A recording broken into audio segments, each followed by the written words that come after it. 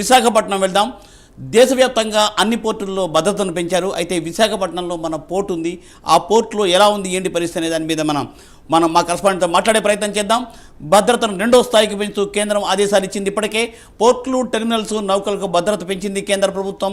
ఇప్పుడే చెప్పుకున్నాం, ఎయిర్పోర్ట్లో కూడా భద్రత పెంచారు. ఇస్రో కేంద్రాల దగ్గర కూడా, అలాగే శ్రీహరికోట, బెంగళూరు, అట్లాగే ఏంటంటే డిఆర్డిఓ, అలాగే అంటే మిగిలిన వాటిలన్నింటిలో కూడా భద్రత పెంచున్నారు. అయితే ఇప్పుడు విశాఖపట్నం పోర్టులో, అలాగే విశాఖపట్నం సెన్సిటివ్ ప్లేసెస్లో ఎట్లా ఉంది అనేది రిపోర్ట్ ఇస్తారు చందు ఫ్రమ్ విశాఖపట్నం. చందు.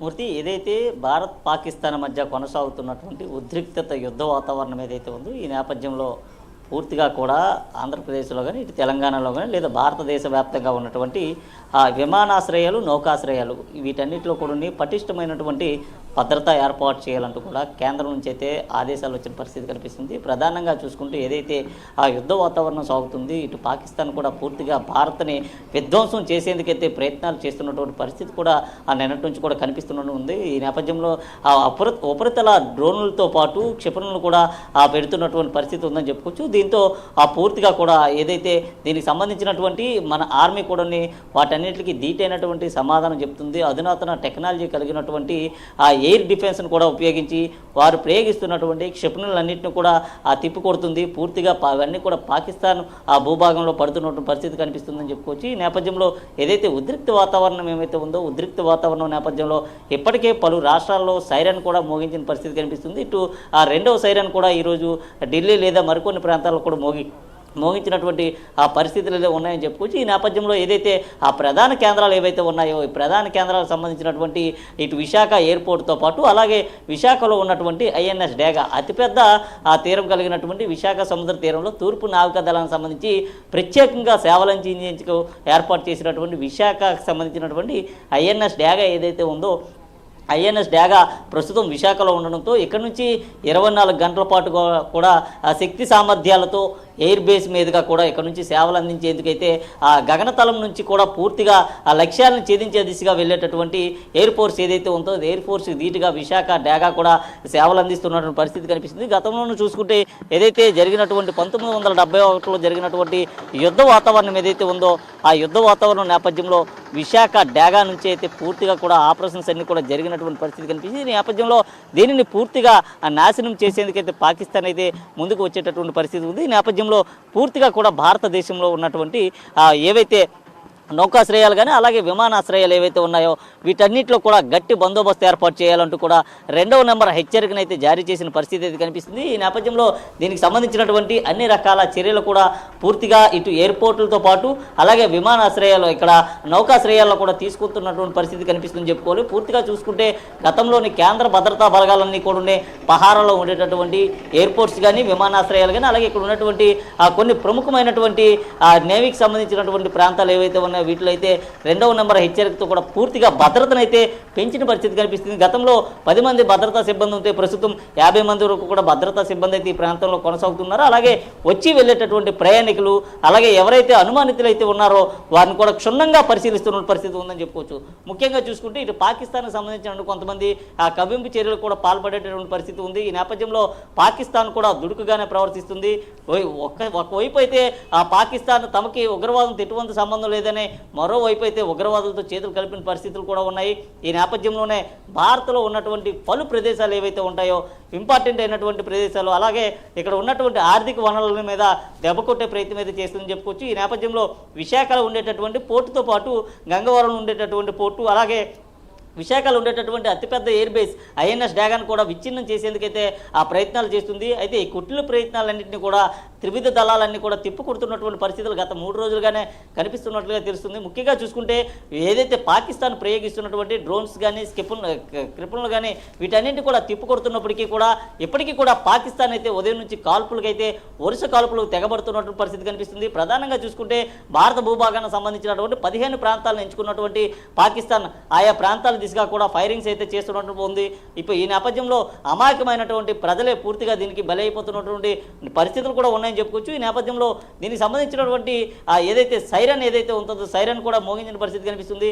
ముఖ్యంగా చూసుకుంటే పిఓకేకి సంబంధించినటువంటి జమ్మూ కాశ్మీర్, అలాగే అక్కడ ఉన్నటువంటి హర్యానా, పంజాబ్, అలాగే రాజస్థాన్ ఈ ప్రాంతాల్లో ఇప్పటికే పాకిస్తాన్ అయితే ఆ కాల్పులు కూడా ప్రదర్శిస్తున్న పరిస్థితి అయితే కనిపిస్తుందని చెప్పుకోవచ్చు. ఈ నేపథ్యంలో ఈ రాత్రి నుంచి పాకిస్తాన్ అయితే మరింత తెగించేటటువంటి పరిస్థితి ఉంది. ఈ నేపథ్యంలో ఏదైతే అన్వాంటెడ్ ప్రాంతాలు ఏవైతే ఉన్నాయో ఆ ప్రాంతాలన్నింటిలో కూడా 2వ నెంబర్ హెచ్చరికలు అయితే ఇప్పటికే కేంద్ర హోంశాఖ అలా రక్షణ శాఖ మంత్రి కూడా జారీ చేసిన పరిస్థితి కనిపిస్తుంది. ఈ నేపథ్యంలో అక్కడ ఉన్నటువంటి అధికారులతో పాటు ఆయా రాష్ట్రాలకు సంబంధించినటువంటి ఆ ముఖ్యమంత్రితో కూడా ఇప్పటికే మాట్లాడిన పరిస్థితి కనిపిస్తుంది. పూర్తిగా ఎక్కడైతే అక్కడ ఉన్నటువంటి 259 సంబంధించినటువంటి ప్రదేశాలు ఏవైతే ఉన్నాయో అక్కడ మాక్ డ్రిల్స్ కూడా నిర్వహించడం జరిగింది. అలాగే ప్రజలకు కూడా పూర్తిగా అవగాహన అయితే తీసుకురావడం జరిగింది. అసలు సైరన్ మోగే సమయంలో ప్రజలు ఏం చేయాలి, ప్రమాదం జరిగేటప్పుడు ప్రజలు ఏం చేయాలి అంశం మీద అయితే పూర్తిగా కూడా దిశానిర్దేశం కూడా చేసిన పరిస్థితి కనిపిస్తుంది. ఏదైతే రాష్ట్ర ముఖ్యమంత్రులతో మాట్లాడిన తర్వాత పూర్తిగా కూడా ఆర్మీ, నేవీకి కూడా వీరందరూ సపోర్ట్ చేసేటటువంటి పరిస్థితి ఉంది. అలాగే ఏదైతే ఇక్కడ ఉన్నటువంటి పోర్ట్స్ కానీ, అలాగే ఆ ఎయిర్పోర్ట్స్ కానీ, అలాగే ఇక్కడ ఉన్నటువంటి కొన్ని ప్రధాన కేంద్రాలు ఐఎన్ఎస్ కళింగ తీసుకోవచ్చు, లేదా ఇక్కడ ఎన్ఎస్టీఎల్ తీసుకోవచ్చు, లేకపోతే ఎన్ఐడి తీసుకోవచ్చు, లేకపోతే మరికొన్ని కేంద్రాలు విశాఖ నావికా దళానికి సంబంధించినటువంటి అన్ని కూడా ఇక్కడ అతి కీలకమని చెప్పుకోవాలి. ముఖ్యంగా చూసుకుంటే ఏదైతే ఆపరేషన్ జరిగే సమయంలో కానీ, యుద్ధం జరిగే సమయంలో విశాఖ నుంచే పూర్తిగా కూడా ఇక్కడ నుంచి ఆపరేషన్స్ అన్ని కొనసాగేటటువంటి అవకాశం అయితే ఉంది. అయితే ఇక్కడ ఉన్నటువంటి ప్రధానం నేవీ బేస్ ఏదైతే ఉందో నేవల్ బేస్ మీద దెబ్బతీస్తే పూర్తిగా విచ్ఛిన్నం అయిపోయే పరిస్థితి ఉందంటూ కూడా పాకిస్తాన్ అయితే గ్రహిస్తుంది. ఈ నేపథ్యంలోనే జలాంతర్గాములను కూడా పంపించేందుకైతే సిద్ధమవుతున్న పరిస్థితిలో ఇక్కడ ఉన్నటువంటి ఐఎన్ఎస్ వింధ్యజ్వాజ్ కానీ, లేదా మరికొన్ని జలాంతర్గాములు కూడా సముద్ర భూగర్భంలోనూ కూడా మాటు వేసిన పరిస్థితి కూడా కనిపిస్తుంది చెప్పుకోవాలి. అలాగే ఇటు సముద్ర జలాలకు చూసుకుంటే పూర్తిగా కూడా అక్కడికి వెళ్ళినటువంటి మన భారత నావికా దళానికి సంబంధించినటువంటి ఏవైతే వార్షిప్స్ ఏవైతే ఉన్నాయో ఈ వార్షిప్స్ అన్ని కూడా ఇప్పటికే కరాచీలో ఉన్నటువంటి వాటిని పూర్తిగా ధ్వంసం చేసిన పరిస్థితి కనిపిస్తుంది. అలాగే అక్కడ ఉన్నటువంటి రావల్పిండి ఎయిర్పోర్ట్ను కూడా పూర్తిగా ధ్వంసం చేసిన పరిస్థితి కనిపిస్తుంది. అయినప్పటికీ కూడా పాకిస్తాన్ అయితే వెనక్కి తగ్గట్లేదంటూ కూడా పెద్ద ఎత్తున కూడా ఆరోపణలు అయితే వినిపిస్తున్నాయి. అయితే మరికొద్ది రోజుల్లోనే పాకిస్తాన్ కూడా తన వద్ద ఉన్నటువంటి ఆయుధాలన్నీ కూడా బయటికి తీస్తుందంటూ కూడా వదంతులు కూడా వ్యాపిస్తున్నటువంటి నేపథ్యంలో అవన్నీ కూడా తిప్పికొట్టేందుకైతే భారత ప్రభుత్వం పూర్తిగా సంసిద్ధంగా ఉందని చెప్పుకోవాలి. ముఖ్యంగా చూసుకుంటే బోర్డర్కి సంబంధించినటువంటి ఏదైతే సెక్యూరిటీ ఫోర్స్ ఉందో బీఎస్ఎఫ్ జవాన్ల దాటి కొంతమంది ఉగ్రవాదులు ఈరోజు భారత భూభాగంలోకి చొరబడేందుకు వచ్చిన నేపథ్యంలో అక్కడైతే 6గురిని కూడా హతమార్చిన పరిస్థితి కూడా కనిపిస్తుంది. అలాగే ఎప్పటికప్పుడు పాకిస్తాన్ అమాయకమైనటువంటి పౌరులతో పాటు భద్రతా బలగాలకు సంబంధించినటువంటి అక్కడ ఉండేటటువంటి వారందరిపైన కూడా కాల్పులు చేస్తున్నటువంటి పరిస్థితి కనిపిస్తుంది.